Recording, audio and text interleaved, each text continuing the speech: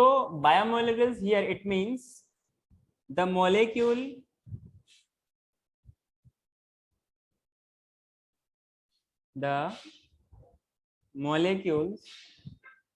which are present in living organism, which are present in living organism. Clear? Molecule means simple molecule कोई सा भी, अगर वो living के अंदर है तो हम लोग क्या बोलेंगे उसको? बायोमोलिक्यूल्स बोलेंगे। क्लियर है क्या? है कि नहीं बोलो? अच्छा। हाँ, जो अपना अभी रिसेंटली एनिमल टिश्यू हुआ था, मतलब एनाटॉमी ऑफ जो आपके पास दो ऑर्गेनिज्म है इसको छोड़ करके, उसके सारे क्वेश्चन आपको मॉड्यूल से सॉल्व करना है। उससे पहले कि आपको एनसीईआरटी अच्छे से पढ़नी है, एनसीईआरटी का समरी पढ़ना है, एनसीईआरटी सारे क्वेश्चन सॉल्व करना है। टर्म वन हो गया कोई बात नहीं, लेकिन आपको नीट के लिहाज से पूरा कंप्लीट करना है। और मॉड्यूल के सारे क्वेश्चन ऐसे आना चाहिए जैसे कि आपका वो कोई रिश्तेदार है, बहुत क्लोज के रिश्तेदार है, आप उसके जड़ तक जानते हो। क्लियर है क्या? तो मैंने क्या बोला? The molecules which are present in living organism, इसको क्या बोलते हैं? बायोमोलिक्यूल्स बोलते हैं। क्लियर है क्या? अगर हम लोग इसके बारे में समझने की कोशिश करें, इसके बारे में हम लोग अगर समझने की कोशिश करें तो एक बात हमें मालूम चलता है। इस पे हम लोग इसमें पहले हम लोग बात करेंगे इंट्रोडक्शन इसके बारे में, देन फिर इसका केमिकल कंपोजिशन के बारे में बात करेंगे, जिसमें आपको फिर अलग अलग टाइप्स का मिलेगा, कार्बोहाइड्रेट मिलेगा, हाँ कि ना? अरे बोलो तो अगर हम लोग किसी, आपने अभी बेसिक यूनिट ऑफ लाइफ क्या पढ़ा है? सेल पढ़ा है। क्या पढ़ा है? सेल। सेल के अंदर क्या होती है? साइटोप्लाज्म होती है, हाँ कि ना? वहां पे एक एक्वस कंपार्टमेंट होती है, मतलब अगर सेल है तो साइटोप्लाज्म है, और साइटोप्लाज्म क्या होता है? Jelly like substance that is present in cell, हाँ कि ना? Outside the nucleus, inside the cell membrane. वो जो एरिया होती है किसका होता है? साइटोप्लाज्म का होता है। उसमें क्या होता है? वाटर होता है, और उसी वाटर वाले एनवायरनमेंट को क्या बोलते हैं? एक्वस एनवायरनमेंट बोलते हैं। क्या मैं ऐसा बात बोल सकता हूँ? The fluid along all the structure of cell bounded within the limit of cell membrane, इनको हम लोग क्या बोलते हैं? प्रोटोप्लाज्म बोलते हैं। प्रोटोप्लाज्म का मतलब क्या होता है? साइटोप्लाज्म प्लस न्यूक्लियस, मतलब कि living content of the cell को क्या बोलते हैं? प्रोटोप्लाज्म बोलते हैं। क्लियर है कि नहीं? यस। हाँ, इसमें पहला पॉइंट लिखिएगा, इसमें पहला पॉइंट लिखिएगा कि फ्लूइड, इसके बाद आपको प्रोटोप्लाज्म या प्रोटोप्लास्ट में कोई क्या बोलता हूं मैं, कि कोई डिफिकल्टीज नहीं आनी चाहिए कि प्रोटोप्लाज्म क्या होता है या प्रोटोप्लास्ट क्या होता है। प्रोटोप्लास्ट प्लांट्स के लिए यूज करते हैं और प्रोटोप्लाज्म एनिमल्स के लिए यूज करते हैं। क्लास में कुछ गड़बड़ चल रहा है? सब ठीक है? मेरे चेहरे में मुस्कुराहट आ रही है, कोई खास वजह है?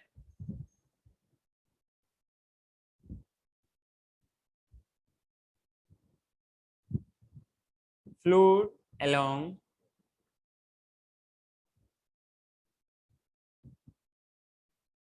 flowed along with all the structures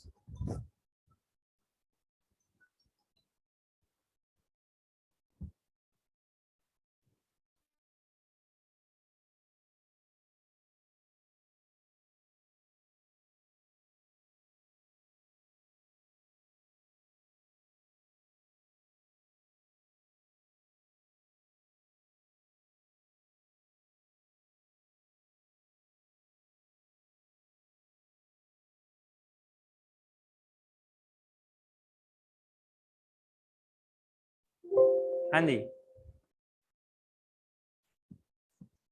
flowed along with all the structure of cell bounded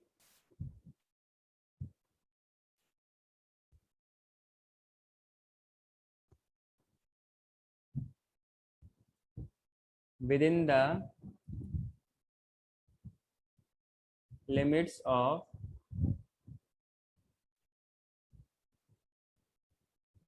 cell membrane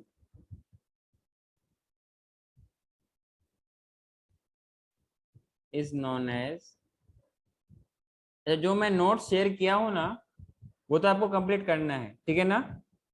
जो कुछ पॉइंट्स उसमें नहीं है ना, वो सारा पॉइंट्स आपको लिखना है, सारे पॉइंट्स नहीं लिखना है, समझ रहे हो क्या।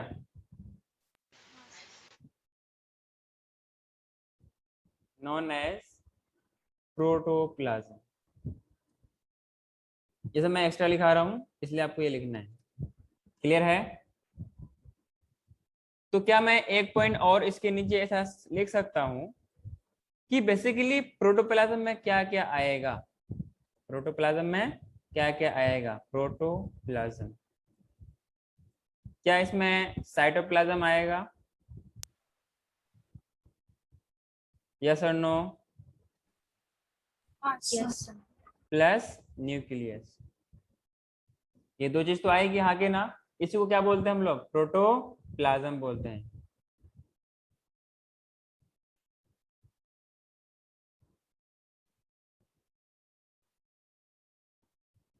रोचन क्लास में है।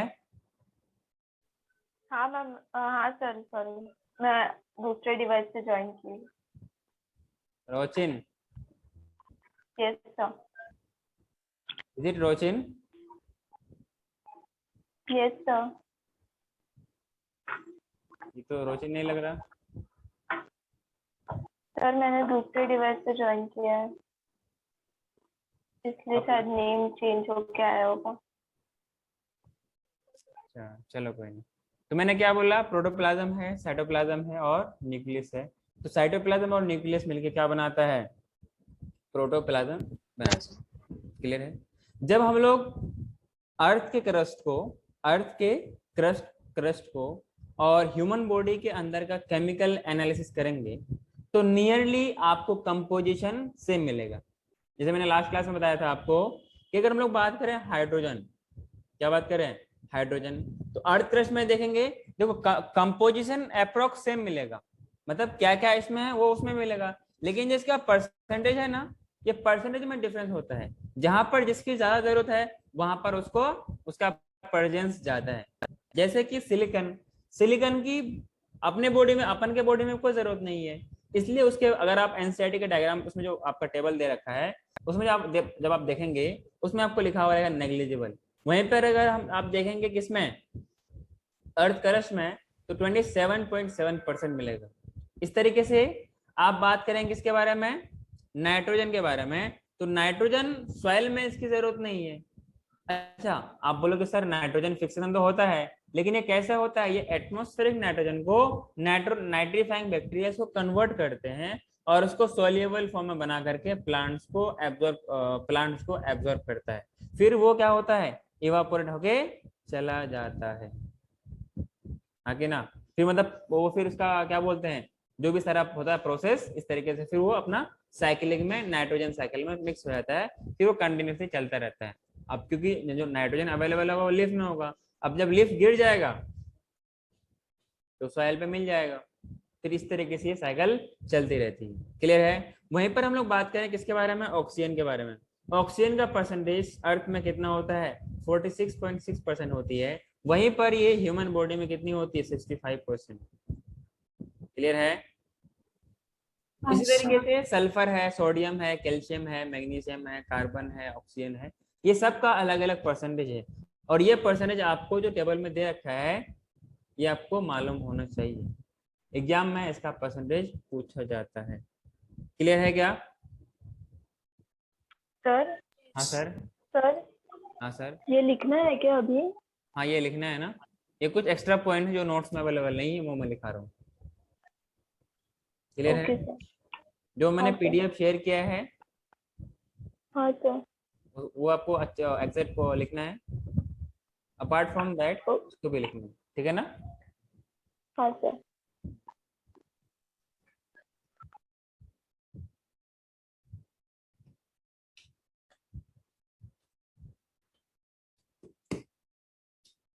लिखा क्या आप लोगों ने,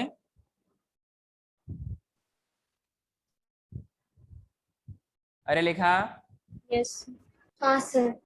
हाँ नेक्स्ट हम लोग बात करते हैं average chemical composition of cell. Cell के अंदर क्या क्या आपको मिल सकता है, ठीक है ना, सेल के अंदर आपको क्या क्या मिल सकता है हम लोग, अच्छा आप में से कोई मुझे एक्सप्लेन कर सकता है कि सेल के अंदर क्या क्या मिलेगा? एनीवन? हेलो?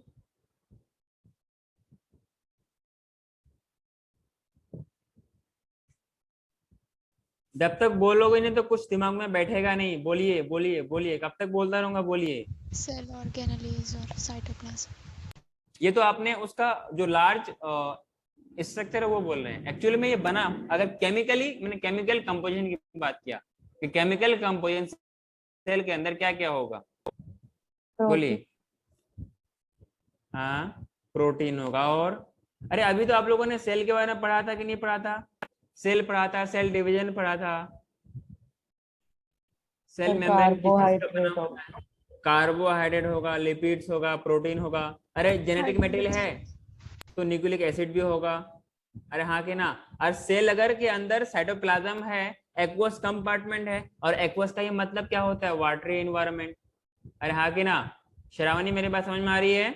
तो मैंने क्या बोला? वाटर भी होगा। और वाटर का परसेंटेज कितना होगा? सबसे ज्यादा 70 to 90% का। तो पूरे सेल का वॉल्यूम कौन लेता है?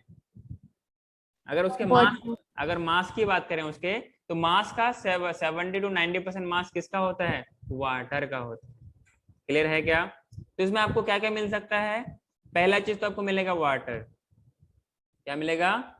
साथ में लिखते चलिए, वाटर। इसका परसेंटेज कितना होता है आपके पास? 70 to 90% of cellular mass, total cellular mass. बात समझ में आ रही है? वहीं पर बात करेंगे प्रोटीन्स के बारे में। वहीं पर बात करें अगर प्रोटीन्स के बारे में, प्रोटीन होता है 10 से 15% उसके मास का। क्लियर है क्या? वहीं पर क्या होगा? कार्बोहाइड्रेट। अरे होगा कि नहीं होगा? कार्बोहाइड्रेट्स ये होता है अप्रोक्स 3% ऑफ द सेल का वेट। अगला आपके पास क्या होगा? लिपिड्स। ये सब हम लोग पढ़ने वाले हैं अलग अलग, ठीक है ना? लिपिड्स कितना होगा? 2%। बात समझ में आई? अगला आपके पास है न्यूक्लिक एसिड। क्या न्यूक्लिक एसिड बहुत ज्यादा होगा या बहुत कम होगा? कम होगा।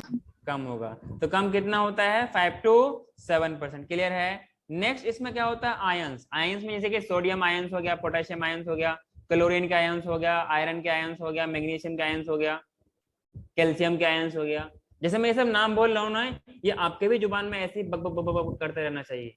इतना फास्ट बोलो कि सामने वाला पागल हो जाए, क्या बोल रही है? इसको आगरा ले जाना पड़ेगा। बोला नहीं, आगरा आप मुझे नहीं, आगरा आपको ले जाना पड़ेगा। हम तो बायोलॉजी की बात करते हैं। बायोलॉजी में क्या बात करते हैं? बायोमोलिक्यूल्स के बारे में बात करते हैं। क्लियर है? आयंस कितना होगा? 1%। यहां तक किसी को समझने में दिक्कत है क्या? नहीं सर। आगे बढ़ूं? हाँ सर। इसी में अगर एक हम लोग थोड़ा सा अच्छा कंपेरिजन करें, एक अच्छा सा सर कंपेरिजन एक करें। सेकंड पीछे का स्लाइड दिखाइए ना। अगर हम लोग, एक होता है ड्राई वेट, एक होता है उसका एक्चुअल वेट। ड्राई वेट मतलब क्या? कि उसका वाटर कंटेंट सारा का सारा हो जाएगा रिमूव। अरे हाँ कि ना? मतलब पूरा का पूरा हाँ सेल ड्राई हो जाएगा। जब आप उस किसी भी एनिमल का ड्राई वेट लेंगे, मैं एनिमल की बात कर रहा हूं, किसी भी एनिमल का ड्राई वेट लेंगे, dry weight of animal of an animal cell, तो इसका जो प्रोटीन होता है, क्या होता है? प्रोटीन। वो कितना होता है? It is 60 to 70%। कितना होता है? 60 to 70% पार्ट क्या होता है? प्रोटीन होता है। वहीं पर हम लोग बात करेंगे किसका? ड्राई वेट ऑफ प्लांट का। ड्राई वेट मतलब क्या? उसके अंदर का वाटर कंटेंट सारा का सारा खत्म, हटा दिए, ऑफ प्लांट सेल। इसमें प्रोटीन मिलना चाहिए या कार्बोहाइड्रेट मिलना चाहिए? कार्बोहाइड्रेट। अरे कार्बोहाइड्रेट क्यों होगा? कार्बोहाइड्रेट क्यों होगा बताओ? क्योंकि अरे वो किससे बना, उसके सेल, वो सेल वाल किससे बना होता है? सेलुलोज से बना होता है कि नहीं होता है? और सेलुलोज किससे बना होता है? कार्बोहाइड्रेट का ही तो पॉलीमर है वो। अरे हाँ कि ना? हाँ सर, एक बार पीछे का। जल्दी करो, पीछे आगे पीछे वाला काम मत कीजिए आप लोग, फिर पीछे रह जाएंगे। थोड़ा फास्ट हो लिखिए। गया सर। हाँ, अगर हम लोग सॉल्वेंट के बारे में बात करें, वाटर को बेस्ड सॉल्वेंट माना जाता है और इसी को बोलते हैं बेस्ड सॉल्वेंट इन नेचर, और बोलते हैं यूनिवर्सल सॉल्वेंट। अरे हाँ कि ना? सॉल्वेंट क्या होता है? वो चीज, वो सब्सटेंस जिसमें कोई और चीज घुल जाए। अरे हाँ कि ना? हाँ सर। क्या बोला मैंने? भारती शर्मा, तुम उल्टा क्यों लटक गई? नहीं सर। तुम उल्टी लटक रही हो। तो मैंने क्या बोला? वो चीज, वो सब्सटेंस जिसके अंदर हर एक चीज, मतलब जो जिसमें घुल जाए, जो घुले नहीं, जो घुल जाए, उसको क्या बोलते हैं? सॉल्वेंट बोलते हैं। आगे ना, मतलब जिसमें रहते हैं वो क्या है? इन्वायरमेंट है। जो रहता है वो इन्वायरमेंट नहीं है। जैसे आप जिस जगह में रहते हो, जिस एरिया में रहते हो, वो आपके लिए क्या है? इन्वायरमेंट है। तो किसी का कोई सूटेबल इन्वायरमेंट होता है, कोई किसी का अनसूटेबल इन्वायरमेंट होता है। हाँ कि ना? अब अगर आप इन्वायरमेंट चेंज करते रहेंगे तो आपके अंदर की बॉडी की फिजियोलॉजी को भी अलग अलग जगह में एडेप्ट करना पड़ेगा। मान लो कभी चले गए कश्मीर, कभी चले गए शिमला, इत्तेफाक से गलती से पहुंच गए दिल्ली। दिल्ली में तो, दिल्ली या फिर राजस्थान, खैर राजस्थान में उतना तो नहीं है, पर दिल्ली में तो आपको ऐसी याद आएगी कि दोबारा आप कभी नहीं जाओगे। ठंड में तो आपको ठंड की याद दिलाएगी, गर्मी में आपको गर्मी याद दिलाएगी। हाँ कि ना? अलग अलग इन्वायरमेंट है और अलग अलग इन्वायरमेंट का कंडीशन भी अलग अलग होता है। बात समझ में आई क्या? तो आप अगर चाहो तो लिख सकते हो कि जो वाटर है, क्या है? वाटर। वाटर के बारे में कुछ अगर हम फैक्ट की बात करें ना, तो it is the best solvent in nature. Best solvent in nature. अच्छा, अगर हम लोग सॉल्यूशन बनाते हैं तो सॉल्यूशन बनाने के लिए क्या क्या चाहिए होता है? सोल्यूट और सॉल्वेंट। सॉल्वेंट। मान लो मैं 1 kg चीनी लाया, एक ट्रंक, एक टैंक की पानी लाया, तो या एक टैंक दूध लाया, और उसमें मैंने चावल मिलाया या सेवई मिलाया खीर बनाने के लिए। आप खीर बनाने के बाद आपको मैंने, आप सबको बांट दिया। आप सभी इतने बड़े, इतना बड़ा क्या बोलते हैं, भूखे हो कि सारा का सारा खीर खा गए? पूछे भी नहीं सर, आप नहीं खाएंगे, चलो कोई नहीं। तो मैंने क्या बोला कि जो उसमें मैंने सेवई मिलाया, चीनी मिलाया, जो भी चावल मिलाया और दूध मिलाया, थोड़ा पानी मिलाया, इसमें सॉल्वेंट कौन है? पानी या तो दूध। दूध। समझ में आया ना? और सॉल्यूट क्या है? जिसको हम मिलाते हैं, तो हम मिलाते हैं। अब मान लो क्या, तुम सबका मुझे कीमा बनाना है, अब मैं तुम सबको क्या किया, हांडी में मिला दिया, तुम पानी डाल दिया, तो तुम सब क्या हो गए? सॉल्यूट। और पानी क्या हो गया? सॉल्वेंट। बात समझ में आई क्या? हाँ सर। हाँ, तो इसी तरीके से water is the universal solvent और best solvent in the nature. पता है ऐसा क्यों बोलते हैं? क्योंकि आपको यही तो वाटर है जो बॉडी के अंदर मैट्रिक्स बनाता है। आराम से मुंह ढक लिया कीजिए ताकि अंदर मच्छर ना जाए। हाँ कि ना? So we can say all the other constituent of protoplasm को हम लोग क्या बोलते हैं? सॉल्यूट बोलते हैं। और वाटर को क्या बोलते हैं? सॉल्वेंट बोलते हैं। क्लियर है क्या? हाँ सर। और आपके बॉडी के अंदर का जो इंटरनल एनवायरमेंटल कंडीशन होता है, इसको चेंज होने से कौन रोकता है? वाटर ही रोकता है। कौन रोकता है? वाटर ही रोकता है। और यही ये वाटर है जो कि रिएक्शन में पार्टिसिपेट होता है, केमिकल रिएक्शन में पार्टिसिपेट होता है। खास तौर से hydrolytic breakdown of complex compound में वाटर का ही इन्वॉल्वमेंट होता है। और इसी की वजह से क्या होता है? हाइड्रोलाइसिस होता है। मतलब lysis in the presence of water, तो क्या बोलेंगे? हाइड्रोलाइसिस बोलेंगे। लाइसिस हो इलेक्ट्रिक करंट के प्रेजेंस में तो बोलेंगे इलेक्ट्रोलाइसिस। अरे हाँ कि ना?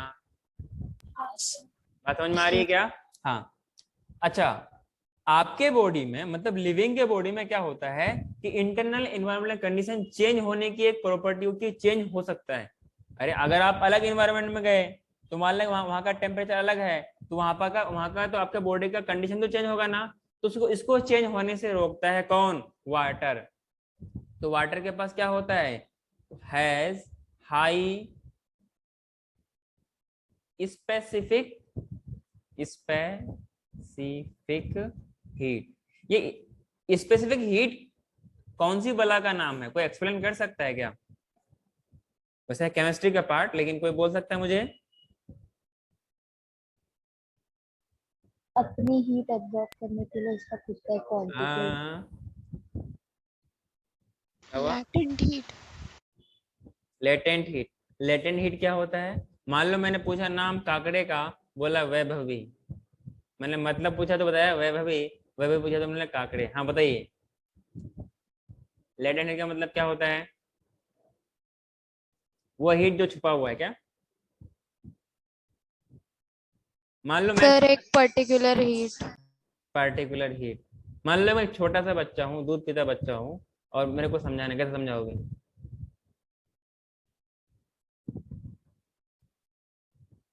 कुछ टाइम के लिए बन जाओ टीचर, क्या दिक्कत है? अरे बोलो, मुंह तो खोलो। सर आयरन बॉल और एक कॉपर बॉल अलग अलग हीट एब्जॉर्ब करेगा एट सेम टेम्परेचर, तो वही हुआ स्पेसिफिक। बेसिकली क्या होता है, ये एक सब्सटेंस की प्रॉपर्टी होती है। मतलब एक सब्सटेंस की प्रॉपर्टी, मतलब यहाँ पे हम लोग क्या बात करेंगे? वाटर के बारे में बात करने वाले हैं। क्लियर है क्या? वैसे हर सब्सटेंस की अपनी अलग अलग स्पेसिफिक हीट कैपेसिटी होती है। बेसिकली ये वो अमाउंट ऑफ हीट है, वो अमाउंट ऑफ हीट है। मतलब जब हम लोग हीट करेंगे ना, तो पानी गर्म तो होता है कि नहीं होता है? कि जैसे हम लोग गैस पे चलाते तुरंत गर्म हो जाती है क्या? ना, गर्म होने में टाइम लगती है, हाँ कि ना? तो ये वो अमाउंट ऑफ हीट है जो कि रिक्वायर्ड होता है किसके लिए? पर यूनिट मास के लिए। और उसके टेम्परेचर को कितना डिग्री से बढ़ाए? 1 डिग्री सेल्सियस से बढ़ा दे। समझा कि ना? एक यूनिट मास को 1 डिग्री सेल्सियस टेम्परेचर बढ़ाने के लिए जो हीट रिक्वायर्ड होती है, उसी हीट को क्या बोलते हैं? स्पेसिफिक हीट बोलते हैं। तो वाटर के पास स्पेसिफिक हीट ज्यादा होती है। इसका हाई स्पेसिफिक हीट होने से फायदा क्या होता है? जो आपके अंदर का प्रोटोप्लाज्म है, इसके अंदर जो टेम्परेचर का वेरिएशन हो सकता, जो चांसेस था कि आप अलग अलग इन्वायरमेंटल कंडीशन में जाते हो, कभी एसी में रहते हो, कभी बाहर भी घूमते हो। बाहर तो वैसे बहुत गर्मी भी होती है, हाँ। तो इस चीज को चेंज ना करे, इसलिए क्या होती है, आपके पास आपके सेल के अंदर एक्वस कंपार्टमेंट होती है, मतलब वाटर होती है। और वाटर इसको सेल को इल इफेक्ट से बचाता है, ताकि वो सडन राइज ऑफ टेम्परेचर न हो जाए। क्योंकि एनवायरनमेंट में टेम्परेचर बढ़ेगा तो आपका बॉडी का भी तो टेम्परेचर बढ़ेगा ना। अरे हाँ कि ना? मान लो Yes, sir. आप बहुत देर तक कंटिन्यूसली पढ़ाई कर रहे हो, अपना हेड का बैक पोर्शन में और जो नेक है उसका बैक पोर्शन में हाथ देके देखना, वो गर्म हो जाता है। मतलब ये हुआ कि आपकी बॉडी भी एक तरीके का मशीन है जो कि गर्म हो जाती है कि नहीं? अदर पार्ट्स को टच करो और नेक के बैक पोर्शन को टच करो, गर्म होता है कि नहीं होता है? हाँ sir. मेरा तो बहुत गर्म होती है, मैं बहुत बोलता हूँ ना। ठीक है, ये तो खैर अलग बात है, ये एक फैक्ट है जो मैंने आपको बताया। This is my personal experience, ये किसी किताब में लिखा हुआ नहीं मिलेगा। समझे क्या? हाँ, तो आप पहले स्पेसिफिक हीट का डेफिनेशन लिखिए। वैसे है केमिस्ट्री का part, the amount of heat, the amount of heat required per unit mass to raise the temperature, TMP का मतलब टेम्परेचर ना, by 1 degree Celsius is called so। Clear है क्या? It minimize the temperature variation clear है, and this protects the protoplasm against ill effects of when there is sudden rise of temperature in the environment. Clear है, तो ये high specific heat होने की वजह से अपना सेल बच जाता है बर्बाद और तबाही से। हाँ कि ना, आप लोगों के तरह नहीं कि क्लास में एग्जाम देने आते हैं और चुपके से बैठे रहते हैं। ठीक है, मैं आगे बढ़ूं क्या? अगर हम लोग बात करें आउट ऑफ टोटल वाटर जितनी आपके सेल में होती है, उसका 95% वाटर क्या कैसे होती है? फ्री होती है। फ्री मतलब वो किसी से बाउंडेड नहीं होती। आगे ना, किसे बाउंडेड नहीं होती, मतलब 5% जो वाटर बचा है वो क्या होता है? वो बाउंड होते हैं, मतलब किसी ना किसी रूप में वो फिक्स रहती है। क्लियर है, इसीलिए आपका जो बॉडी का जो आपका सेल है वो कैसा है? एक्वस है, क्योंकि वो 95% वाटर कैसा होता है? फ्री होता है। मैंने लास्ट क्लास में एक पॉइंट बताया था आपको, आपके बॉडी का 65 to 75% क्या होता है? बॉडी वेट का वाटर होता है कि नहीं? बोलो। हाँ सर। आपके बॉडी में कुछ सॉल्ट्स वगैरह होते हैं, सॉल्ट्स का काम क्या होता है? It provides linkage. तो इसमें नेक्स्ट पॉइंट लिखेगा सॉल्ट्स के बारे में।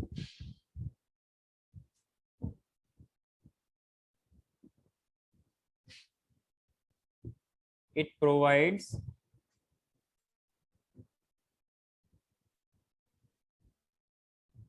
लिंकेज। क्लियर है, इन मेनी केमिकल रिएक्शन। जहां पर ऐसा हो उस लिंकेज को हम लोग क्या बोलते हैं? सॉल्ट लिंकेज बोलते हैं। क्लियर है? हेलो, हाँ सर। कोई दिक्कत है का?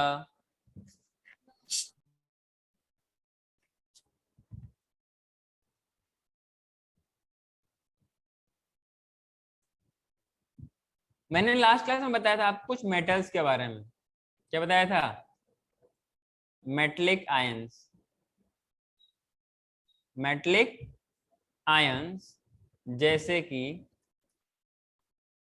मैग्नीशियम, जैसे कि आयरन, जैसे कि मोलिब्डेनम, जैसे कि manganese.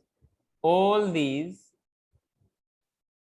these acts as cofactor. Cofactor का मतलब एक तरीके का हेल्पर है, किसमें? एंजाइमेटिक एक्टिविटीज में, कि जो एंजाइम वगैरह काम करेगा ना उसमें ये हेल्प करेगा। इसका आपको कुछ यूज तो मैं आपको पढ़ाने वाला हूँ अपने बायोमोलिक्यूल्स में। कुछ यूज आपका आएगा कहाँ पर बोलिए तो? प्लांट फिजियोलॉजी में। अरे हाँ कि ना? हाँ सर। कोई दिक्कत है क्या? सर ये वाला पॉइंट वापस एक्सप्लेन कर सकते? कौन सा? पहला वाला क्या? नहीं, मेटालिक आयंस वाला। देखो, जैसे मोलिब्डेनम है, जैसे कि आयरन है, तो कुछ एंजाइम वगैरह अभी जैसे आप लोग अभी पढ़ेंगे ना प्लांट फिजियोलॉजी में, उसमें आपको बताया जाएगा। जैसे आपके पास लीफ है, लीफ में क्या होता है? मैग्नीशियम। प्लांट में जो होता है वो आयरन +3 के फॉर्म में होता है, और हीमोग्लोबिन में क्या होता है? +2।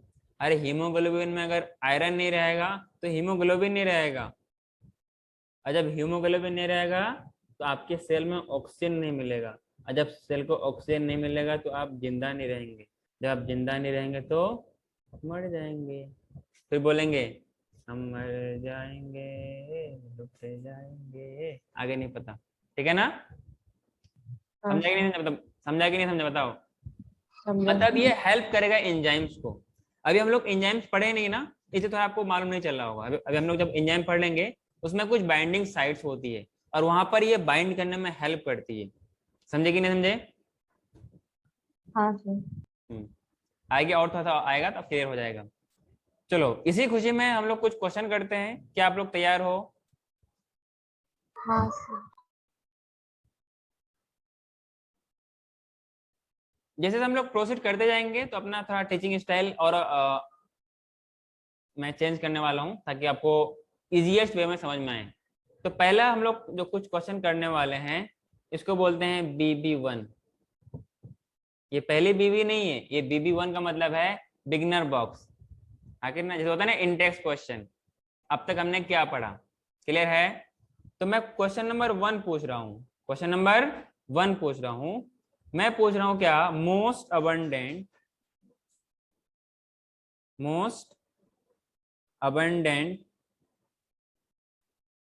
Element present in human body.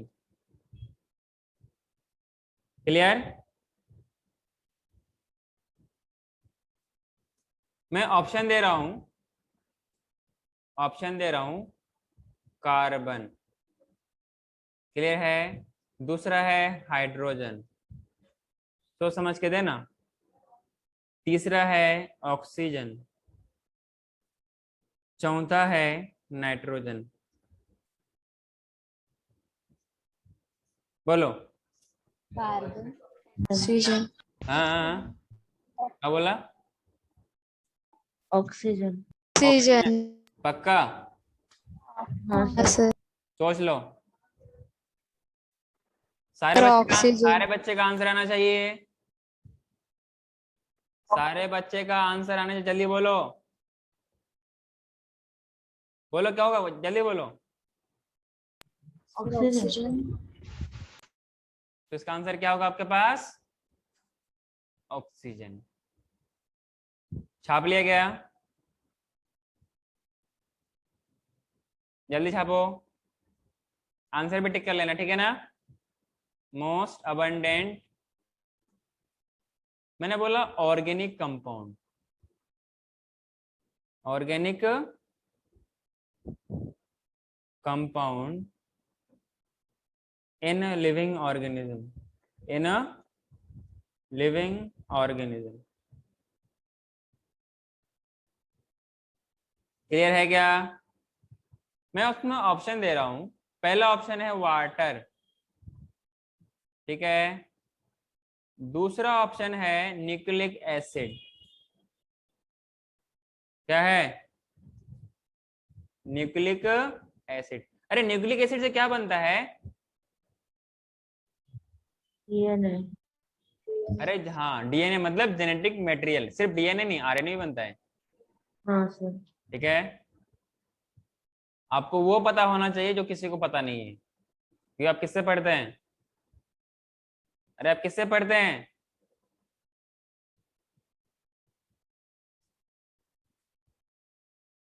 आपको यही नहीं पता आप किससे पढ़ते हो? वाह, वेरी वाइड, वेरी गुड।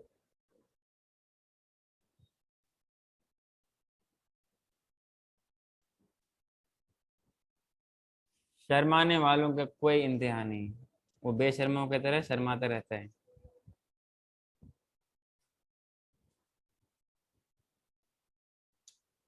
गूंगों का कोई इलाज नहीं,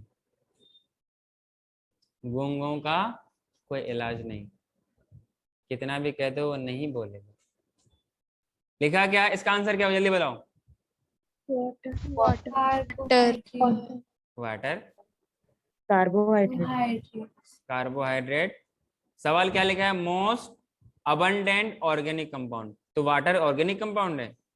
इनऑर्गेनिक। अपने आप को तमाशे मार।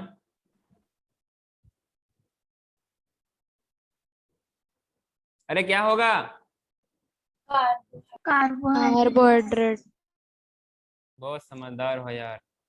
अभी मैंने जो टेबल बताया था आप लोगों को, अभी जो मैंने टेबल बताया था, उसका कार्बोहाइड्रेट कितना परसेंटेज था?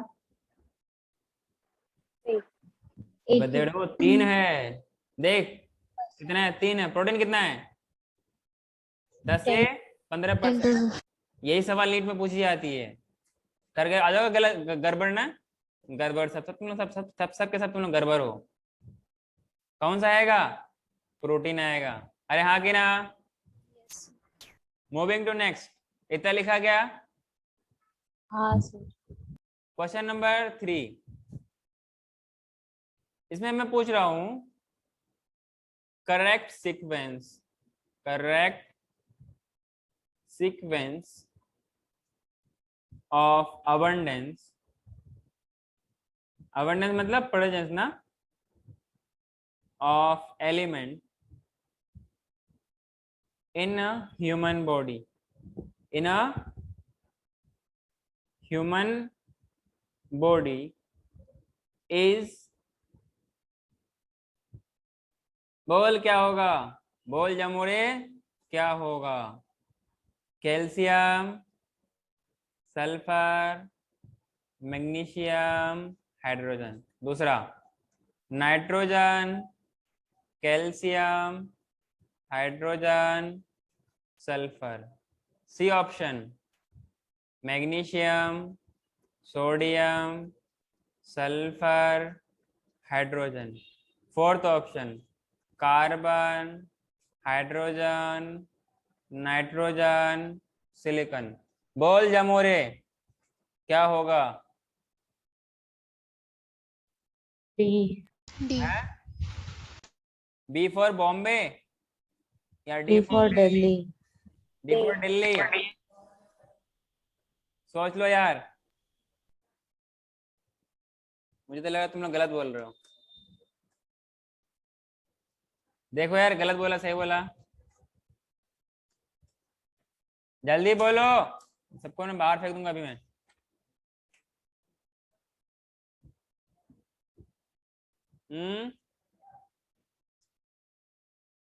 बोलोगे?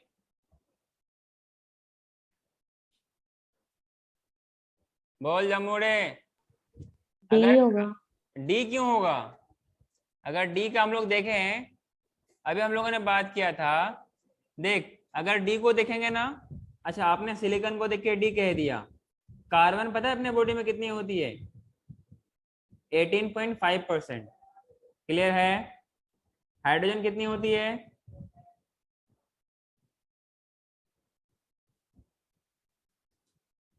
10। हाइड्रोजन कितना होता है? 10.05। नाइट्रोजन कितनी होती है? 3.3। हो गई गड़बड़? अरे गड़बड़ हो गई? सर हाइड्रोजन कितने होते हैं? लिखा ही नहीं था क्या मैं? 0.5%। हाइड्रोजन 0.5% आपके टेबल में दे रखा है ना एनसीईआरटी में। कार्बन दे रखा है 18.5। पहला ठीक है, लास्ट ठीक है, पर बीच में जो हाइड्रोजन नाइट्रोजन दोनों गड़बड़ है। समझ रहे हैं क्या? हाँ, अगर हम नाइट्रोजन को देखें, नाइट्रोजन कितना है? 3.3। कैल्शियम कितना है आपके पास? 1.5। हाइड्रोजन कितना है? 0.5। सल्फर कितना है आपके पास? 0.3। तो हो जाएगा क्या ये? अरे बोलो दे। तो इसका आंसर क्या होगा? बी। अरे होगा कि नहीं होगा? तुम सबके सब किस खुशी में कैमरा बंद कर रखे हो? देखो कैमरा का ऑन करने में ऑफ कराने में मेरा ना इसमें दिमाग में मत खाओ, ठीक है ना, वरना फिर मैं खराब पढ़ाऊंगा। इतना खराब पढ़ाऊंगा ना फिर तुमको कुछ समझ में नहीं आएगा। सबके सब कैमरा बंद कर रखा है। किस खुशी में कैमरा ऑफ कर रखे हो? अगर तुम लोग ऐसे करोगे ना, तुम लोग को फिर मैं ऑफलाइन के लिए सेंटर सेंटर बुलाने वाला हूँ। सबको आना पड़ेगा। सुन रहे हो क्या तुम लोग?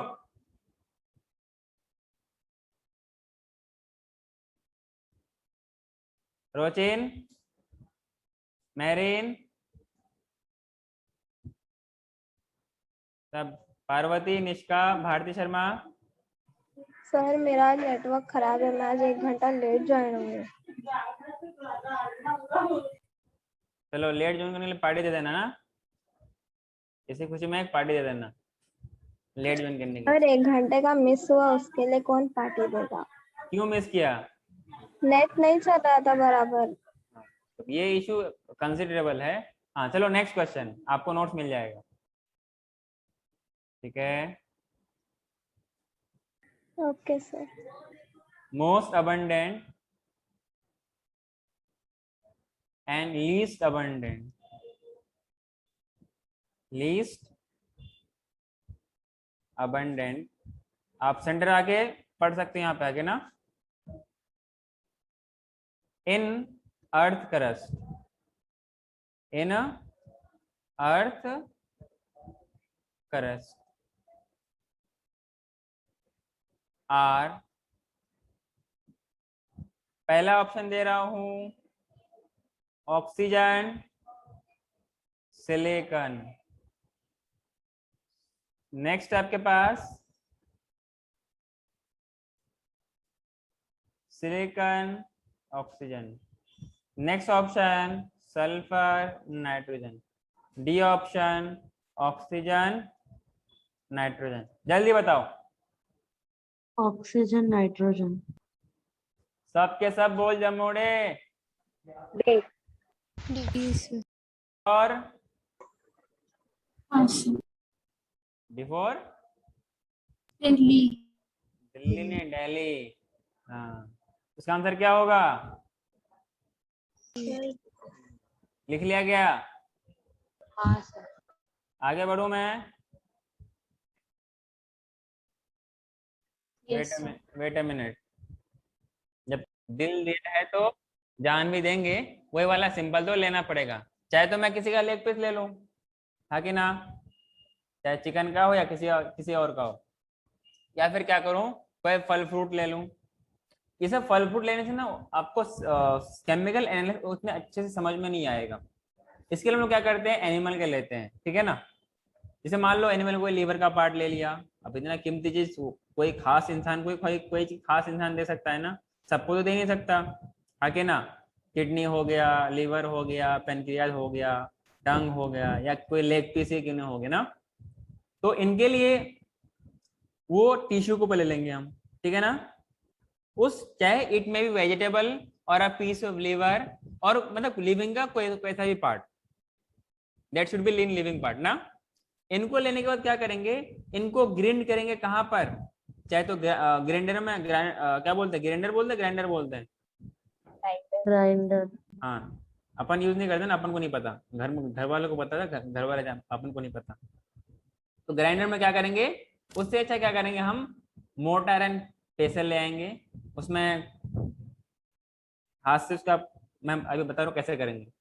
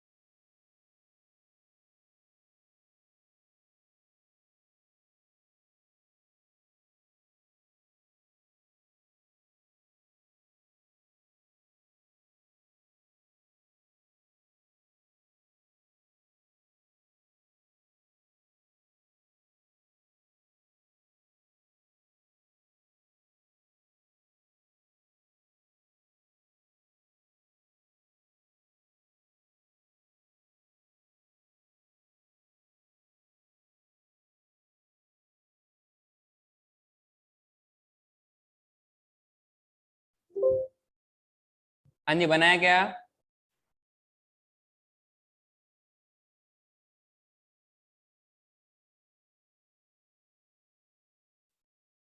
ये क्या है? Leg piece. अच्छे तुम लोग पता है ये लेग पीस है।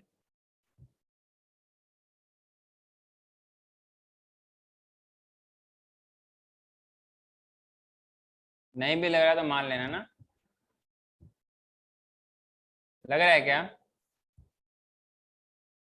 हाँ जी,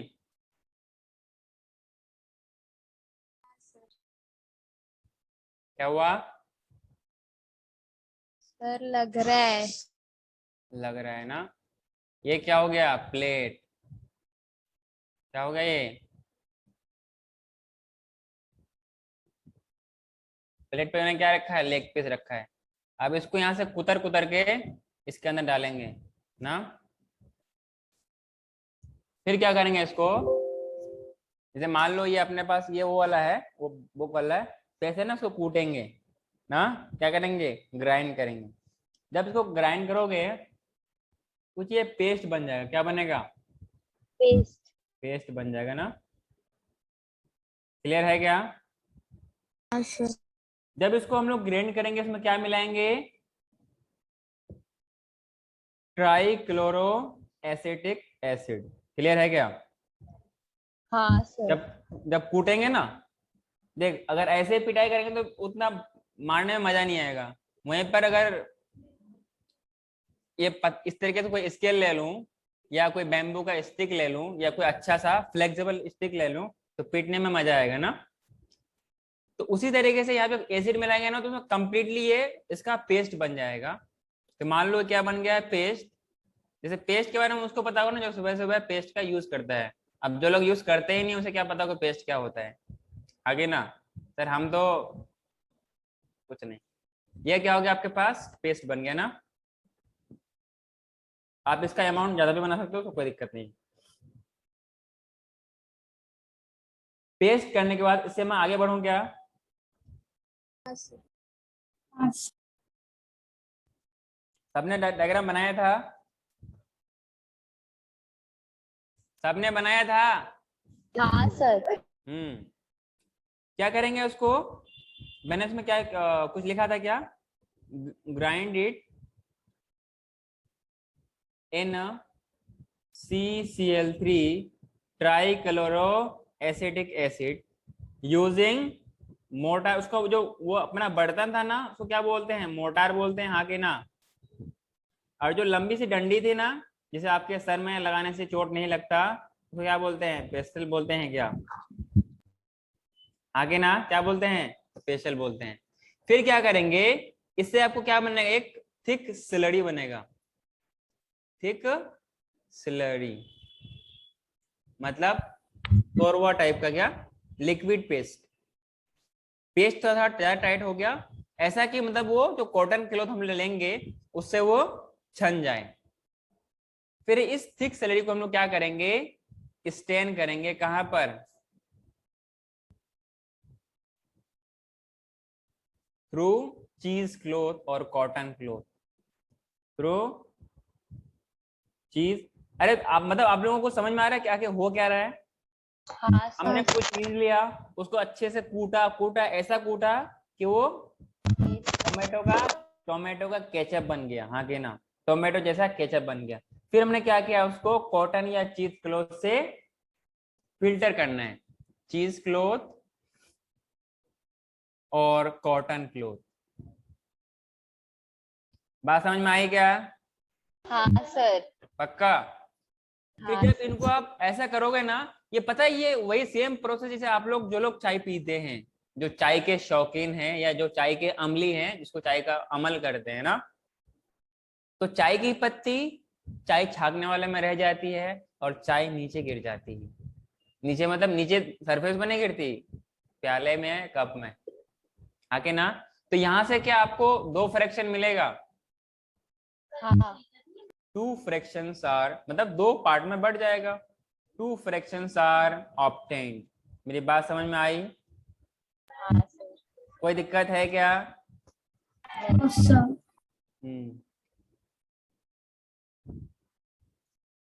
आगे बढ़ो क्या यहाँ से? ये सब लिखना है, लिखा कि नहीं लिखा सारा? अब तक जो मैं लिखा है वो सारा लिखना है। सर एक बार पीछे मैंने स्लाइड दिखा था। अच्छा, लेग पीस खाना है क्या?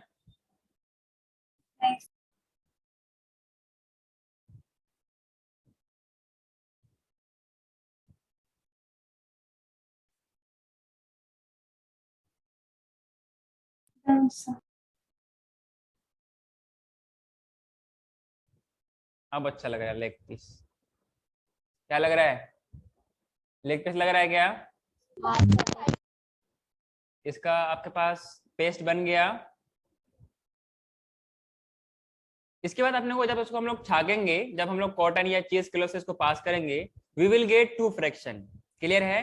अरे एक बिल्कुल वैसे ही जैसे हम लोग चाय बनाते हैं क्या, तो चाय का जो चाय पत्ती होती है वो कहाँ पे रहती है? वो छानने वाले में सीव में रह जाती है।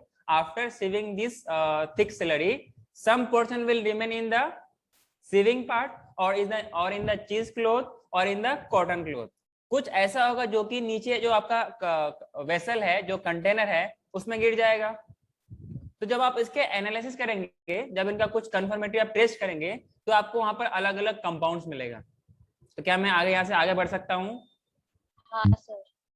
सबका हो गया क्या? हाँ, हमने यहाँ पर एसिड मिलाया था ना, तो एसिड के बेस पे हम लोग 2 ग्रुप में बांटेंगे। वैसे ग्रुपिंग तो नहीं करना चाहिए, लेकिन हम लोग को मजबूरी है, पढ़ना है ताकि अपने को अच्छे समझ में आए। एक को हम लोग बोलेंगे acid soluble pool, acid soluble pool. Clear है? या फिर दूसरे वालों को हम लोग क्या बोलेंगे? Acid insoluble pool. Very good, insoluble pool. ये स्विमिंग पूल मत समझना, हाँ कुछ वैसे ही टाइप का पूल है जहां पर ये अलग अलग कंपोनेंट है। हाँ श्रावणी जी, तबीयत तो ठीक है आपकी? कोई दिक्कत तो नहीं है? सब भालो अच्छे? अरे बोले शर्मा क्यों रहा है? जब मैं ना शर्माऊं तो लोग क्यों शर्माती है? एसिड सोल्यूबल पूल, किसी को जो सोल्यूबल हो जाएगा तो वो नीचे जाएगा या ऊपर रहेगा? नीचे जाएगा। हाँ नीचे जाएगा। तो जो नीचे जाएगा उसको हम लोग क्या बोलेंगे? फिल्ट्रेट बोलेंगे। जो फिल्टर होके चला गया तो हमने क्या बोला? फिल्ट्रेट। अरे हाँ कि ना? अरे जो रह गया तो क्या बोलेंगे? retentate. रिटेंटेट। एक होता है रिपेंट, रिपेंट का मतलब पछताना। यहाँ पर क्या है? ये रिटेंटेट है, जो कि उस चाय छन्नी में रह जाएगा। अरे हाँ कि ना? मतलब कुछ अगर समझना चाहो तो मैंने कुछ ऐसा किया है। क्या किया है?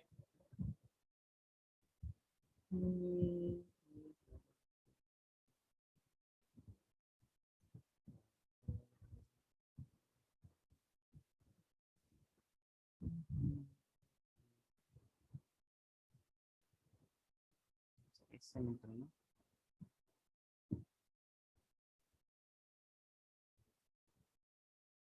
ये क्या है?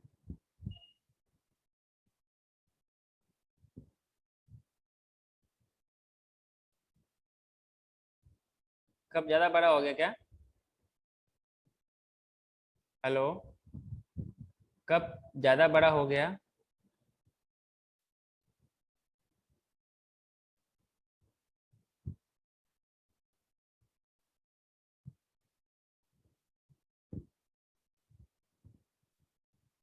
अब हम लोग क्या करेंगे? रेड कलर का एक चाय छन्नी वाला लेंगे ना, कुछ इससे चाय छानते हैं, हाँ कि ना?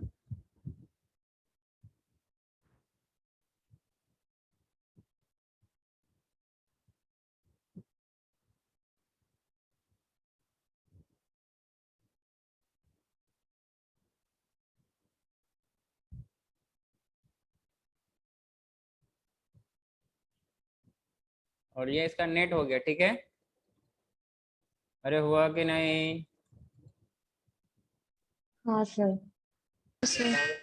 ये इसका नेट हो गया ना, ये जगह नहीं है इसलिए मैं ज्यादा डंडी नहीं बना रहा हूँ इसका। जब आप लोग ऐसा काम कीजिएगा ना, एक बहुत सुंदर सी चाय, कुछ तो ऊपर रह, चाय का पार्ट ऊपर रह जाएगा, मतलब इस थिक शरीर का पार्ट कुछ ऊपर रह जाएगा। अरे बोलो दो, कुछ नीचे आ जाएगा, हाँ कि ना? हाँ सर। यस। ऊपर वालों का हम लोगों ने, जो ऊपर जो रह गया उसका नाम दिया हम लोगों ने ए, जो नीचे आ गया उसको हम लोगों ने बोला बी। जो फिल्ट्रेट है ना वो बी है, जो पास हो गया। जो रह गया उसको हम लोगों ने बोला ए फॉर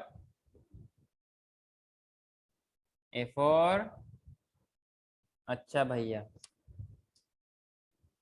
आगे ना, आगे बढ़ूं क्या? हेलो। हाँ सर। जब आप लोग इसकी अगर फिल्ट्रेट के बारे में बात करेंगे ना, तो फिल्ट्रेट से पूछेंगे कि हाँ बेटा फिल्ट्रेट तेरे पास क्या है, तो बोलेगा मेरे पास क्या क्या है, मोनोसेकेराइड है। क्या है? क्या है? मतलब जितने भी छोटे छोटे रिपीटिंग यूनिट्स होंगे ना, उसको हम लोग क्या, वो जैसे कि मोनोसेकेराइड, वो कहाँ मिलेगा? फिल्ट्रेट में, क्योंकि वो फिल्टर से पास हो जाएगा। भारती शर्मा, श्रावणी मुटकी, तुम सबको ना मैं मुंबई से ना बाहर ऐसा नदिया में फेंकूंगा ना, तो लोग वापस कभी नहीं आ पाएगा। कैमरा ऑन कर, बहुत बड़ा बोल, बहुत। अगला क्या होगा? Amino acid. अगला क्या होगा? नेक्स्ट क्या होगा? एन बेस को बंद, मतलब नाइट्रोजिनस बेस। ये होता है कि हम लोग पढ़ने वाले हैं ना, नाइट्रोजनस बेस। जैसे कि नेक्स्ट आपके पास क्या है? न्यूक्लियोटाइड। अरे हाँ कि ना? न्यूक्लियोटाइड क्या होता है? जेनेटिक मटेरियल का स्मॉलेस्ट रिपीटिंग यूनिट होता है। बात समझ में आई क्या? हाँ सर। जो कि पूरे के पूरा जेनेटिक मटेरियल में क्या होता है, इसी से मिलके बड़ी बड़ी लंबी चेन बनती है, वैसे ही जैसे कि आप लोग अपने गले में लगाते हैं। अरे हाँ कि ना? हाँ सर। अरे बोल दो, हाँ हाँ सर। सर। कोई दिक्कत तो नहीं है? अगर हाँ, इधर सर। की बात करें ना, जो रिटेंटेड में जो हमेशा पछताता रहता है, इसमें लार्ज मॉलिक्यूल आएगा। इसमें कौन आएगा? Small molecule. स्मॉल मॉलिक्यूल, इसको हम लोग क्या बोलते हैं? माइक्रो मॉलिक्यूल बोलते हैं। अरे कौन सा? Micro micro molecule. क्लियर है? इसमें कौन सा आएगा? लार्ज मॉलिक्यूल, मतलब जो पॉलीमर बनाएगा, जो बड़े बड़े साइज में होंगे। हाँ कि ना? हाँ सर। लार्ज मॉलिक्यूल, जैसे कि सारे के सारे, इसमें मोनोसेकेराइड थे, इसमें क्या आएगा? पॉलीसेकेराइड। अरे हाँ कि ना? यस। हाँ सर। प्रोटीन्स भी क्या होता है? पॉलीमर होता है। और प्रोटीन किससे बनता है? Amino acid. हाँ, तो अमीनो एसिड इधर मिलेगा और प्रोटीन्स किधर मिलेगा? जितने भी पॉलीमेरिक सब्सटेंस है वो सब के सब किधर मिलेंगे? रिटेंटेट में। अरे हाँ कि ना? और जितने भी छोटे छोटे हैं मोनोमेरिक यूनिट, वो सब के सब पास होके फिल्ट्रेट में आएगा। मेरी बात सबको समझ में आई क्या? लिपिड्स वैसे बहुत छोटा होता है, लेकिन इसका जब हम लोग इसका कूट रहे थे ना अच्छे से, देखो जब हम कूटते हैं ना, तो हम ये नहीं देखते हम कहाँ मार रहे हैं, चाहे सर हो, हाथ हो, पैर हो, हर जगह मार देते हैं ना। तो उस दौरान क्या होता है, ये लिपिड्स ना टूट जाते हैं, इनके वेसिकल्स टूट करके ये लार्ज वेसिकल बनाते हैं। और अपना जो इसका एक ऑर्डरनेस था, पहले साइज में छोटा था, अब ये मिल मिल के पॉलीमर बना लेता है। तो मैंने एक बार बोला, जितने भी पॉलीमेरिक सब्सटेंस होंगे, चाहे टूटने के बाद या टूटने से पहले, वो सब के सब किसमें होंगे? रिटेंटेट में। हाँ कि ना? हाँ सर। अच्छा, न्यूक्लियोटाइड से मिलके क्या बनता है? न्यूक्लिक एसिड बनता है क्या? तो न्यूक्लिक एसिड क्या होता है? पॉलीमर होता है। अरे होता है कि नहीं होता है? अरे हाँ। बोलो तो। इसको बोलते हैं मैक्रोमोलेक्यूल। अरे कौन सा करो? मैक्रोमोलेक्यूल। बात समझ में आई क्या? Yes sir. लेकिन एक बात समझने की है, वो ये है कि जो लिपिड्स है ना, एक्चुअल में होता है माइक्रोमोलिक्यूल में। क्योंकि ना माइक्रोमोलिक्यूल और मैक्रोमोलिक्यूल हम लोग वेट के हिसाब से लेते हैं। क्या मैं आगे बढ़ सकता हूँ? हाँ सर। Yes sir. पक्का? Yes sir. तो हम लोगों ने उसमें एक डेफिनेशन लिखा था, तो जो हम लोगों ने अब तक हमें क्या सारा का सारा क्या मिल गया, बायोमोलिक्यूल्स मिल गया क्या? वहां पे वो बायोमोलिक्यूल चैप्टर का नाम था, यहाँ पर एक टॉपिक है। सर ये बायोमोलिक्यूल्स क्या होता है? All the carbon compounds. मैं आपको डेफिनेशन यहाँ पे लिखा देता हूँ, इसमें जल्दी आप साथ में लिख लीजिए। ऑल द, आप लोग नोट्स पहले थोड़ा अच्छे से कंप्लीट कर लिए ताकि इसमें कम टाइम में हम लोग खत्म करके जो मेन चैप्टर है जिससे अच्छा खासा वेटेज नीट में है, तकरीबन 45 मार्क्स, अप्रोक्स 45 मार्क्स या 50 marks, around 50 plus marks human physiology से पूछी जाती है। समझे क्या? ऑल द कार्बन कंपाउंड, वैसे ये आपको नोट्स में लिखा हुआ मिलेगा। All the carbon compounds that we get from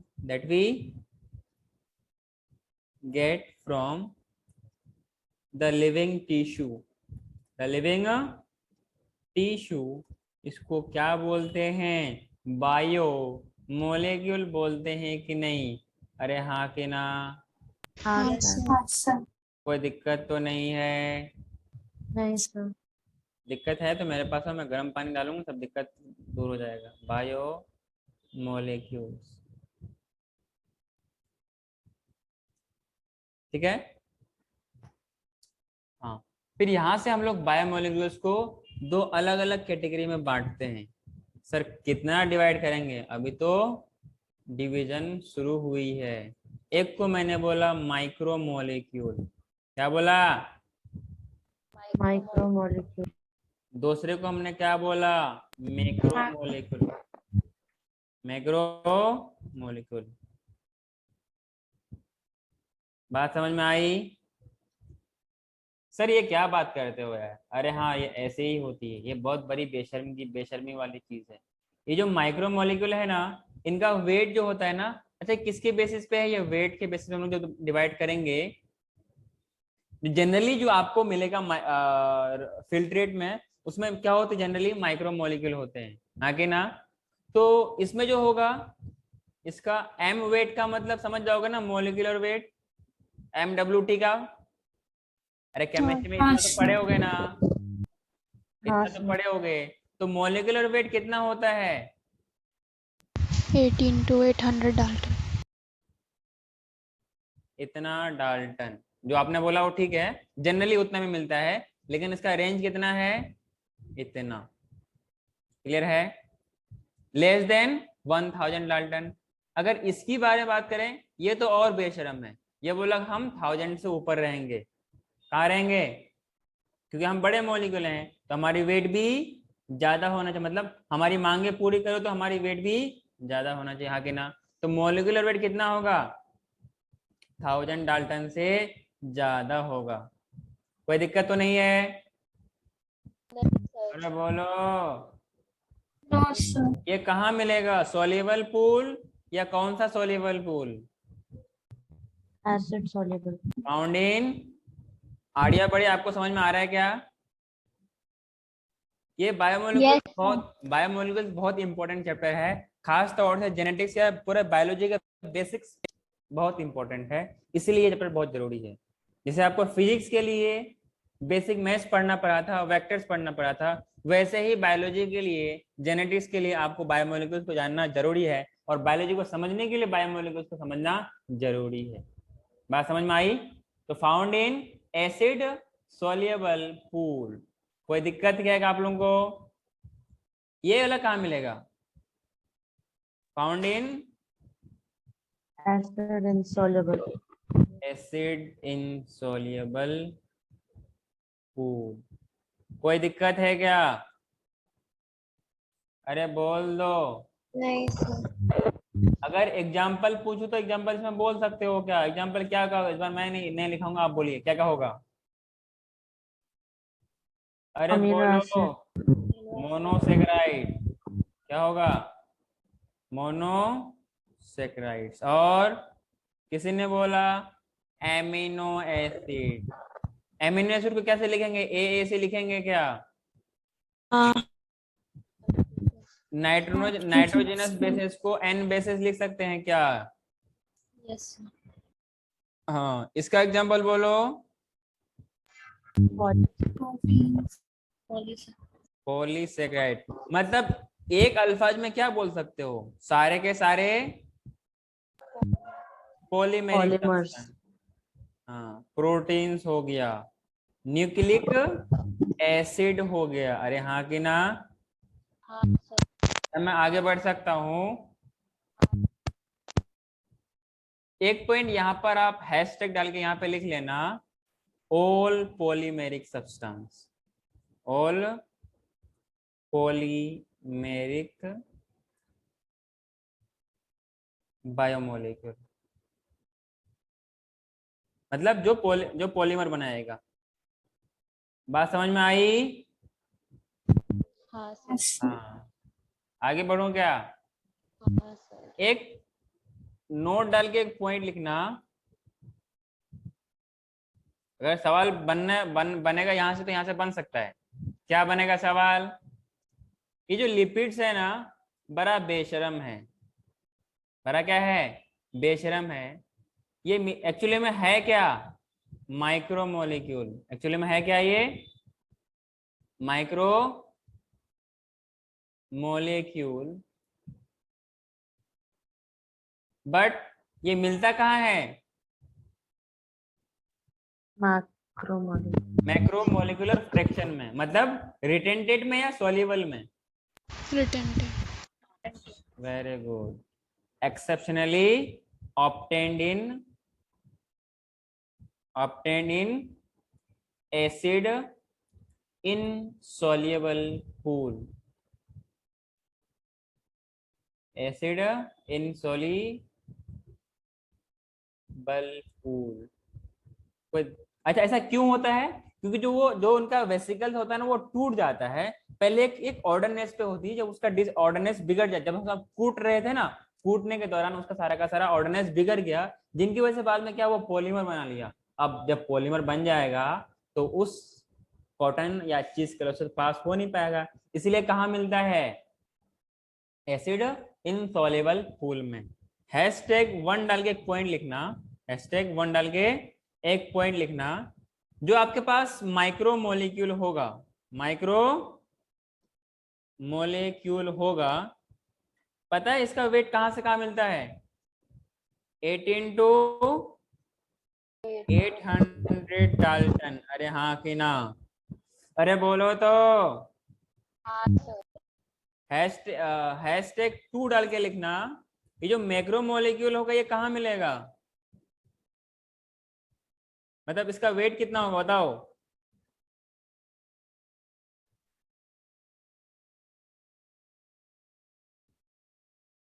hmm, greater than 10,000 ना? हाँ, अरे यही तो लिखाया था नोट्स में। मैंने लास्ट टाइम में क्या बताया था बताओ? तुम लोग भी ना कुछ याद नहीं रखते हो, लेकिन सर सारे होते हैं क्या? जनरली आपको इसके ऊपर ही मिलेगा। जनरली मैक्सिमम आपको 10,000 के ऊपर ही मिलेगा। आपका जो लास्ट जो आपका नोट्स है, वो था, चेक करना उसमें क्या लिखा है। I think I have to correct. देखा क्या?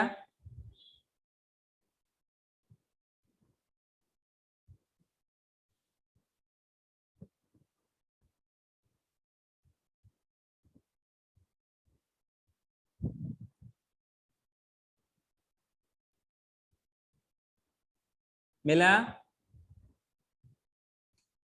10,000 डाल्टन एंड अबव। ठीक है ना? इतना और इससे अबव। ये तो ना ग्रेटर देन इक्वल टू, इसका मतलब साइन तो ये होता है ना। मैथ्स वालों बोलो, यही तो होता है, greater than equal to.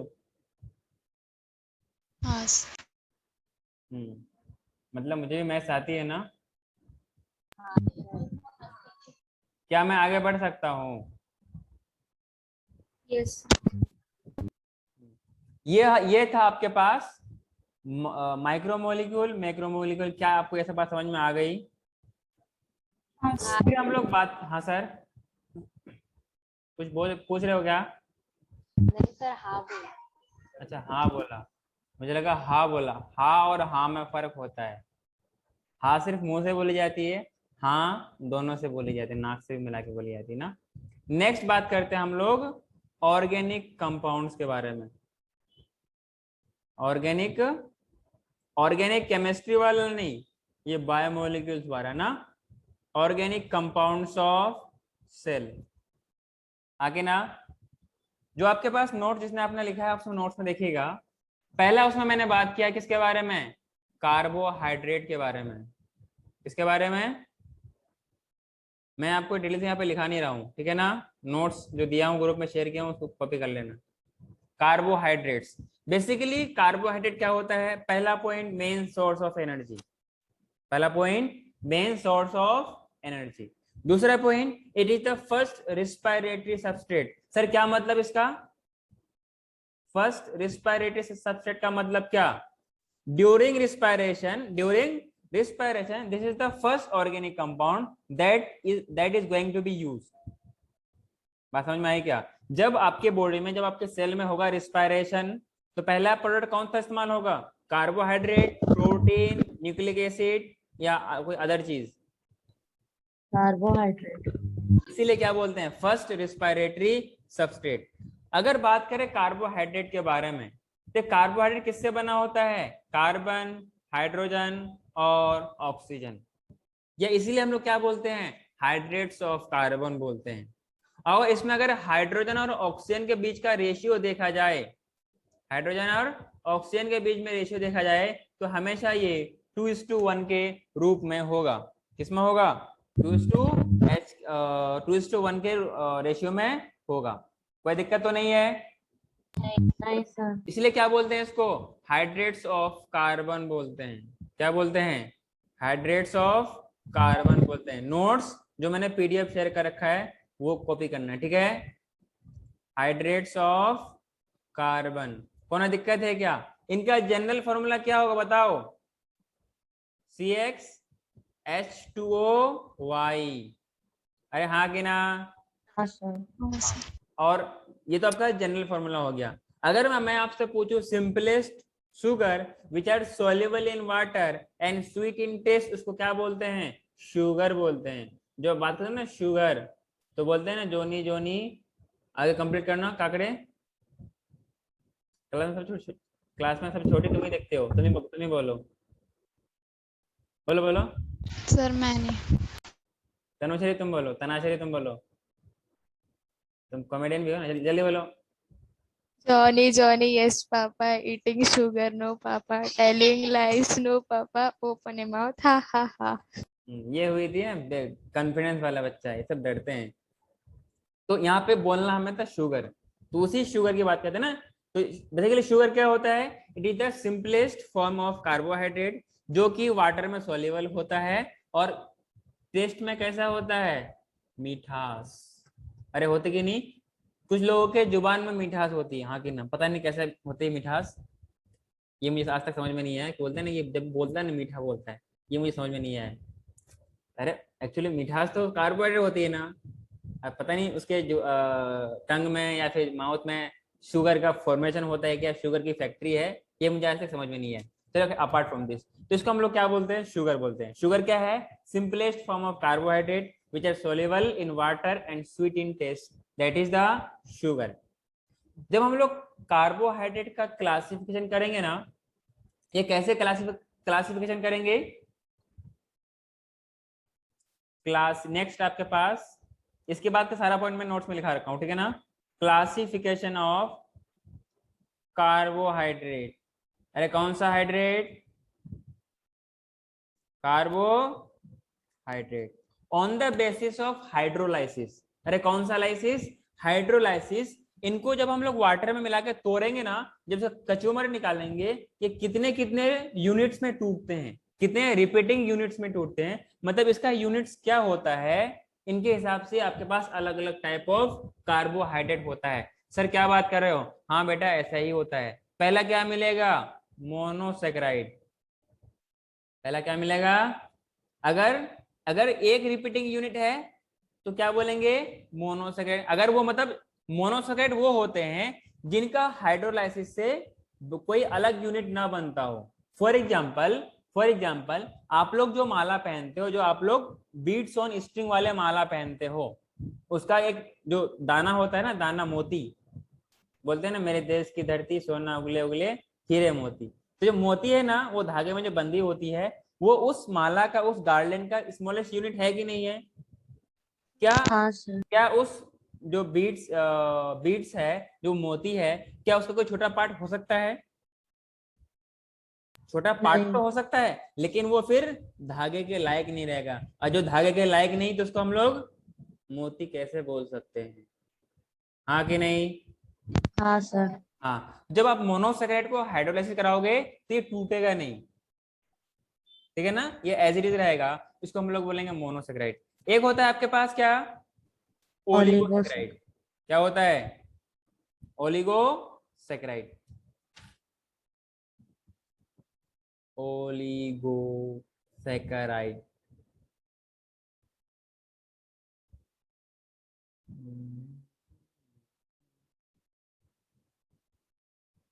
Oligosaccharide. ये जो ओलिगोसेकेराइड है ना, ये फर्दर आपको दो टाइप का मिलेगा। कितने टाइप का मिलेगा? दो टाइप का। सर क्या बात कर, तो कितना डिवीजन है? तो एक होता है डाइसेकेराइड। जब इसको आप ब्रेक डाउन करोगे तो इनकी जो आपको रिपीटिंग यूनिट मिलेंगे वो कितना मिलेंगे? कितना मिलेंगे बोलो? अरे बोल। दो। तो 2 से 10 के बीच में मोनोसेकेराइड के यूनिट मिलेंगे, हाँ कि ना? एक हाँ होता है पॉलीसेकेराइड। फिर बोल क्यों नहीं रहे हो? हाँ हाँ सिर्फ कहने में आसान लगता है ना। पॉलीसेकेराइड में क्या होता है? 10 से ज्यादा यूनिट होती है। मेरी बात समझ में आई क्या? हाँ सर। हाँ सर। कोई दिक्कत तो नहीं है? हाँ सर। तो 10 से ज्यादा रिपीटिंग यूनिट हुआ तो हम लोग बोलेंगे पॉलीसेकेराइड। अगर 2 से 10 के बीच में हुआ तो बोलेंगे डाइसेकेराइड। अगर वो का ही नहीं तो क्या बोलेंगे? मोनोसैकराइड। बोल रहे हैं, मेरे को बहुत गुस्सा आता है तो सबको मैस्टिकेट कर जाऊंगा। ठीक है, क्या कर जाऊंगा? मैस्टिकेट कर जाऊंगा। मैस्टिकेट मतलब ना च्यू करना, हाँ कि ना? पढ़ेंगे मैस्टिकेशन अभी ह्यूमन फिजियोलॉजी में ना। पहला ही चैप्टर है डाइजेशन, तो मैं बताऊंगा क्या कैसे करते हैं मैस्टिकेट, कैसे होता है सैलिवा, हाँ कि ना? फिर कैनाइन का काम क्या होता है ना। आगे बात करते हैं कार्बोहाइड्रेट के बारे में। कार्बोहाइड्रेट में अपने पास क्या है? यहाँ तक सबने लिखा? हाँ सर। वेरी गुड, अच्छी बात है, ऐसे टाइम टाइम पे लिख लिया करो। तो ये जो आपके पास मोनोसेकेराइड है ना, इनका जो वहां पे हम लोगों ने जनरल फॉर्मूला क्या लिखा था? CxH2O लिखा था कि नहीं लिखा था? हाँ सर। लिखा था कि नहीं? मैं लिख रहा हूँ GF, और GF का मतलब? अरे बोलो, देखता हूँ आप लोगों का सेंस ऑफ ह्यूमर क्या कहलाता है। GF का मतलब बोलो, नहीं बोलोगे? General formula. GF का मतलब जनरल फॉर्मूला ना। तो मैंने बोला CxH2O। तो अगर हम लोग बात करेंगे मोनोसेकेराइड के बारे में ना, किसके बारे में? मोनोसेकेराइड। तो इसका जो X की वैल्यू होगी ना, कितनी होगी? 3 से ज्यादा, greater than equal to 3, less than equal to 7, ये होता है मोनोसेकेराइड। अरे हाँ कि ना? मतलब ये सिंपलेस्ट शुगर है, ये फर्दर हाइड्रोलाइज नहीं किया जा सकता, मतलब इसको फर्दर हम ब्रेक डाउन नहीं कर सकते, हाँ कि ना? अगर ब्रेक डाउन तो हो सकता है, अगर होगा तो फिर वो शुगर ही नहीं रहेगा, वो बन जाएगा कार्बन, बन जाएगा हाइड्रोजन, बन जाएगा ऑक्सीजन। पर शुगर नहीं रहेगा। लेकिन हम लोग बात किसकी कर रहे हैं? शुगर की, और शुगर का मतलब कार्बोहाइड्रेट। बात समझ में आई? हेलो, हाँ सर। कोई दिक्कत? हाँ, जितने भी आपके मोनोसेक्राइड हैं, जितने भी आपके मोनोसेक्राइड हैं, इसमें दो अलग अलग फॉर्म होता है। एक होता है डी फॉर्म, एक होता है एल फॉर्म। हाँ कि ना? एक क्या होता है? डी फॉर्म और एल फॉर्म। सर ये डी फॉर्म एल फॉर्म क्या होता है? D for dextrorotatory, L for levorotatory. मतलब जब हम लोग पीपीएलओ मतलब प्लेन पोलराइज लाइट पास करते हैं ऐसे कंपाउंड से, तो ये इसको रोटेट कर देता है। तो जो रोटेट करता है उसको क्या बोलते हैं? जो एक होता है लेफ्ट, एक होता है राइट, अलग अलग डायरेक्शन में मूव करेगा, तो उसके हिसाब से हम लोग उसको क्या बोलते हैं? डेक्स्ट्रो रोटेटरी, और एक को बोलते हैं लिवो रोटेटरी। ये केमिस्ट्री का पार्ट है, आप जब केमिस्ट्री पढ़ोगे आपको पढ़ाया जाएगा। अगर नहीं पढ़ाया जाए then consult me, I will get you clear. समझ में आया? Yes sir. वैसे आई होप कि आपको पढ़ाया जाएगा। जब आप लोग, पता है कहाँ पढ़ाया जाएगा? जब आप लोग पढ़ोगे आइसोमेरिज्म, और आइसोमेरिज्म कहाँ मिलेगा? हाइड्रोकार्बन में। और हाइड्रोकार्बन कहाँ मिलेगा? क्लास 11 के पार्ट 2 केमिस्ट्री में, लास्ट के 11 या 13, 11 12 या आसपास, 6 7 8 9, आई थिंक 10वां चैप्टर, क्लास 11 का 10वां चैप्टर को क्या मिलेगा? हाइड्रोकार्बन। मतलब सीक्वेंस आगे पीछे हो सकता है, एक मैंने आपको रफ आइडिया दिया। तो मतलब क्लास 11 के पार्ट 2 केमिस्ट्री में मिलेगा हाइड्रोकार्बन, वहीं मिलेगा आपको ऑर्गेनिक केमिस्ट्री का बेसिक्स, और वहीं क्या मिलेगा आपको? इसका डिटेल्स, आइसोमेरिज्म के बारे में। कुछ चीजें 12th में पढ़ाई जाएगी, कुछ चीजें 11th में पढ़ाई जाएगी, तो आपको अलग से सिलेबस के हिसाब से चीजें बटा हुआ वैसे आपको पढ़ाया जाएगा। क्लियर है क्या? तो इसको डेक्स्ट्रो रोटेटरी होने के लिए, लिवो रोटेटरी होने के लिए इनके पास होना चाहिए क्या? Chiral carbon. क्या होना चाहिए? Chiral carbon. तो इसमें आपको पहला पॉइंट क्या लिखना है? पहला पॉइंट क्या लिखोगे? कि all monosaccharide, all monosaccharide occurs in D and L form. D for dextrorotatory, L for levorotatory. हाँ कि ना? except dihydroxy acetone. हाँ कि ना? Dihydroxy acetone. एसीटोन क्या है? एक कीटोन है, और कीटोन का फंक्शनल ग्रुप क्या होता है? CO। कार्बन के साथ डबल बॉन्ड अगर जुड़ा हो तो क्या बोलेंगे? कीटोन बोलेंगे। हाँ कि ना? और CHO क्या होता है? अल्डिहाइड होता है। आपने पढ़ा होगा, पढ़ा है कि नहीं पढ़ा है? ये अल्डिहाइड का फंक्शनल ग्रुप है, और ये कीटोन का फंक्शनल ग्रुप है। हाँ कि ना? हाँ सर। दिक्कत है क्या? ऐसा इसमें एक्सेप्ट डाइहाइड्रोक्सी एसीटोन इसलिए मैंने बोला क्योंकि इट बिकेज कायरल कार्बन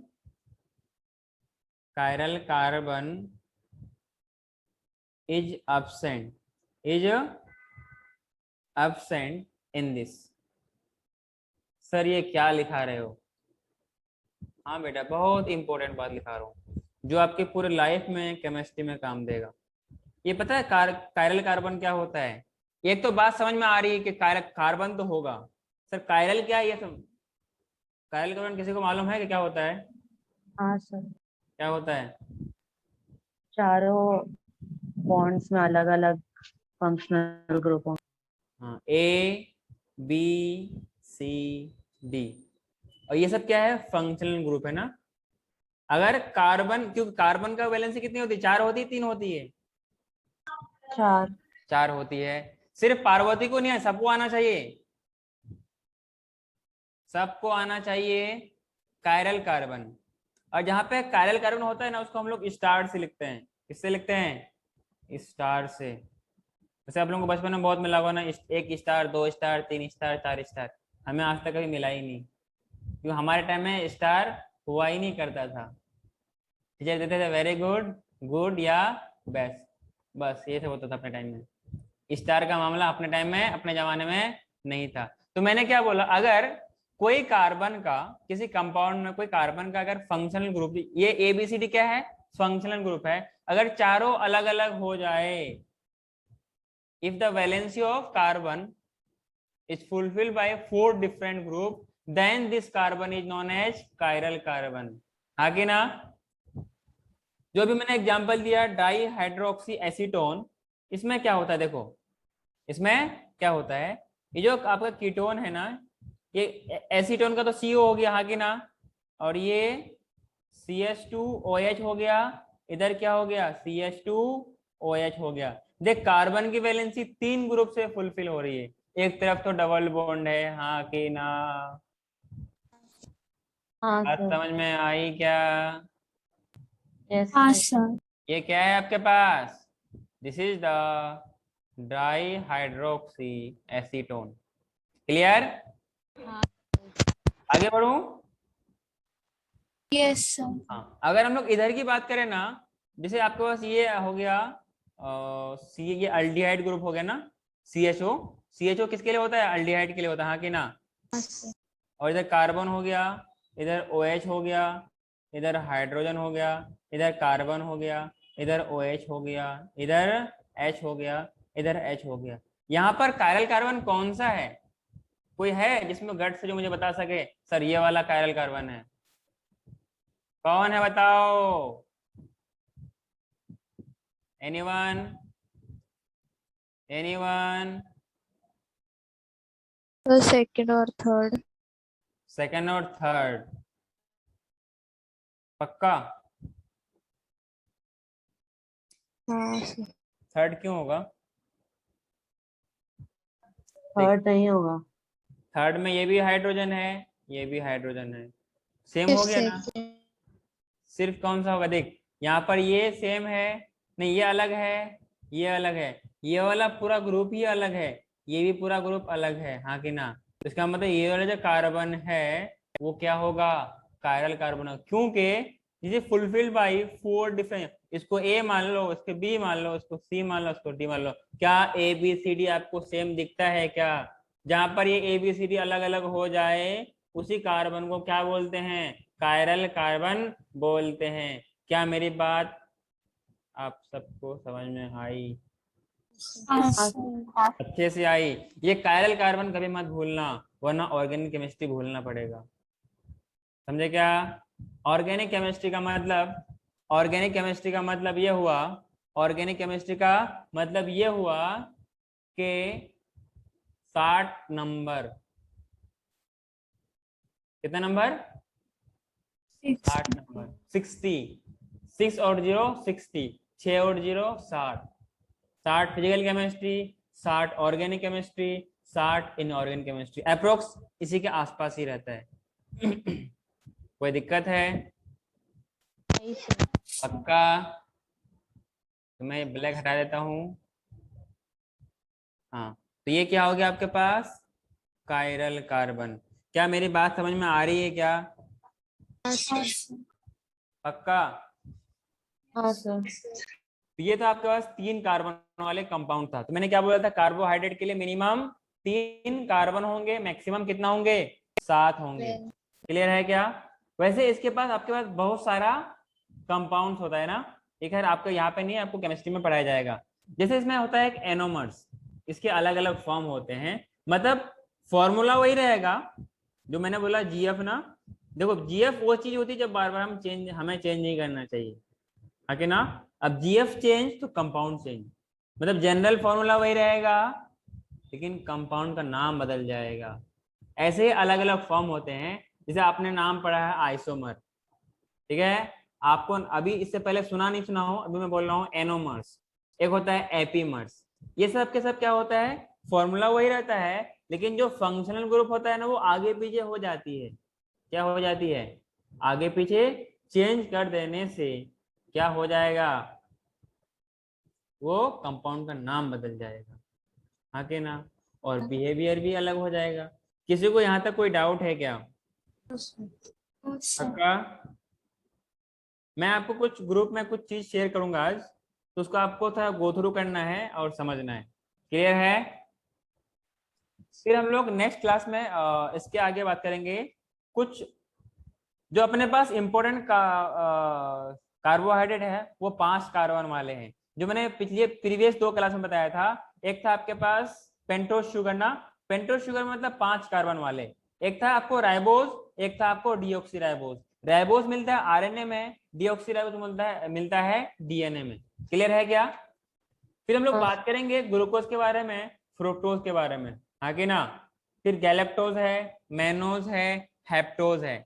और हेप्टोज क्या होता है? It is a largest monosaccharide, क्योंकि इसमें 7 कार्बन, इससे आगे पॉसिबल है क्या मोनोसेक्राइड में?